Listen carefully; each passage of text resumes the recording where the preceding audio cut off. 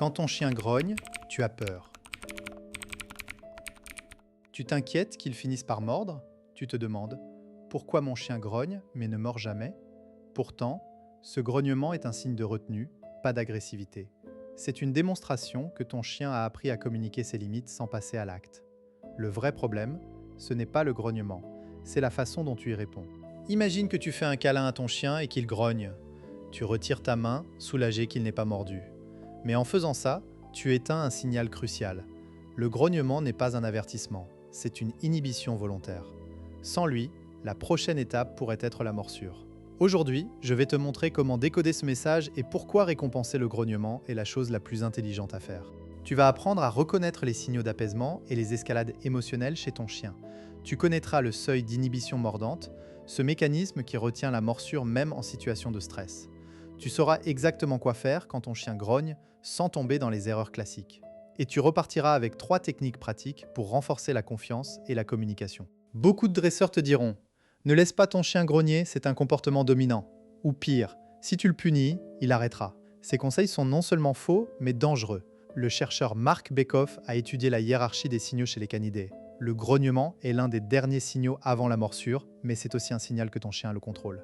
Le punir revient à lui apprendre à sauter cette étape et passer directement à la morsure. Le vrai paradigme a changé.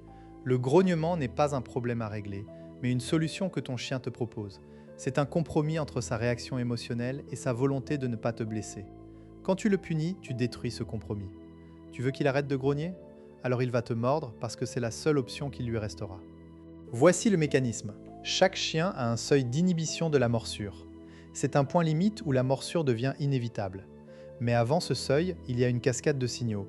Regard détourné, bâillement, léchage de babine, grognement. Le grognement est souvent le dernier cran avant le passage à l'acte. Si ton chien grogne sans mordre, c'est parce qu'il t'accorde une seconde chance. Il te dit « Je suis mal à l'aise.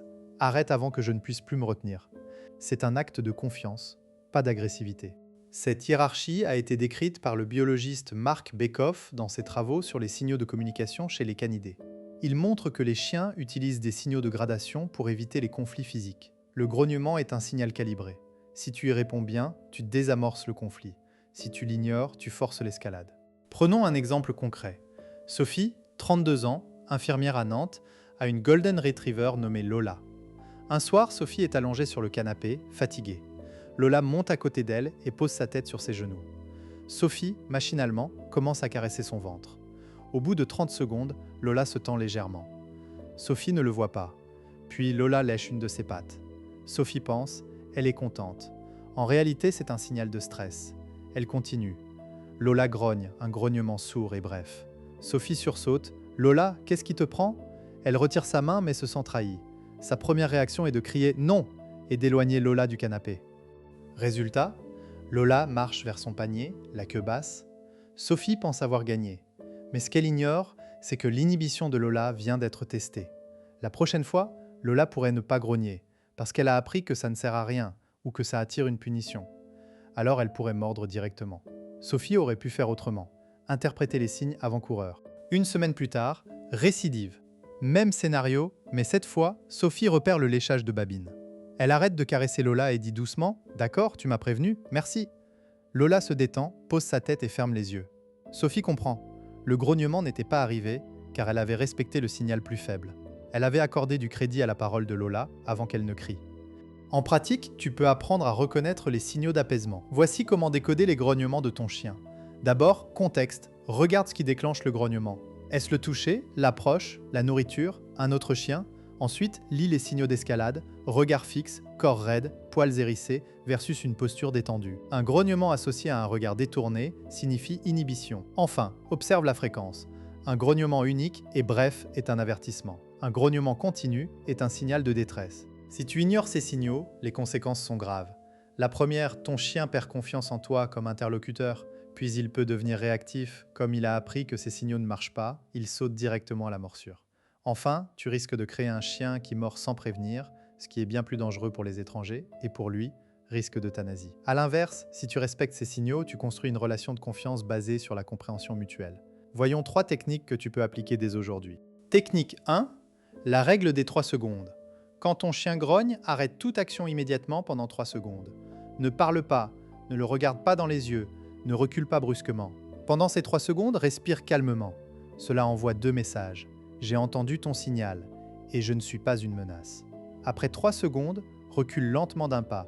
Exemple, si ton chien grogne quand tu l'approches pendant qu'il mange, stoppe immédiatement, regarde ailleurs, compte 3 secondes, puis éloigne-toi de 30 cm.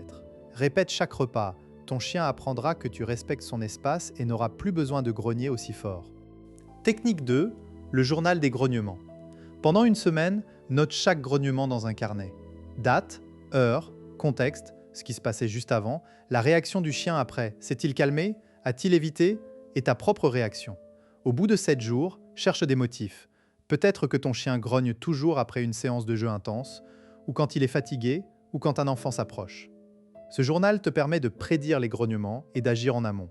Par exemple, Sophie a noté que Lola grognait souvent après 20 minutes de caresses intenses. Elle a compris que le seuil était à 20 minutes. Elle a donc réduit les caresses à 15 minutes et les grognements ont disparu. Technique 3, le contrat d'apaisement. Quand ton chien grogne, dis-lui une phrase code comme merci ou entendu sur un ton neutre, puis fais ce qu'il te demande. Arrête la caresse, éloigne-toi, relâche la pression. Cela deviendra un rituel. Avec le temps, ton chien saura qu'il peut communiquer sans peur. Exemple, ton setter anglais grogne quand tu veux lui mettre la laisse. Tu arrêtes, tu dis entendu, tu poses la laisse sur la table. Tu reviens 1 minute plus tard avec une friandise, tu lui montres la laisse, tu lui donnes la friandise, puis tu lui mets doucement. Après 3 répétitions, il grognera moins fort, puis se contentera de se lever pour s'éloigner. Tu as désamorcé une escalade potentielle ? Tu te dis peut-être. Et si mon chien grogne vraiment pour dominer ? En 40 ans de recherche, les éthologues modernes ont montré que la dominance entre chien et humain n'existe pas comme on le croit. Le grognement est un outil de communication, pas une tentative de domination. Si tu crois ça, tu risques de répondre par la force et de briser la confiance. Autre objection. Si je récompense le grognement, il va grogner tout le temps. En réalité, tu ne récompenses pas le grognement lui-même. Tu récompenses le fait qu'il ait choisi de grogner plutôt que de mordre. Tu enseignes la communication, pas la grogne-intensification. Et les études de cas montrent que le grognement diminue quand la confiance augmente. Ce grognement que tu redoutais est en fait un cadeau. Chaque grognement est une occasion de renforcer la relation avec ton chien. Une étude de Mark Bekoff sur les jeux chez les canidés montre que les chiens qui grognent en jouant trustent plus leur partenaire que ceux qui mordent sans prévenir. Ton chien te fait confiance en grognant. À toi de lui rendre cette confiance. Si tu veux aller plus loin, abonne-toi à la chaîne, active la cloche, et dans la prochaine vidéo, je t'expliquerai comment distinguer un grognement de jeu d'un grognement de stress. En attendant, observe, note et respecte. Ton chien te remercie.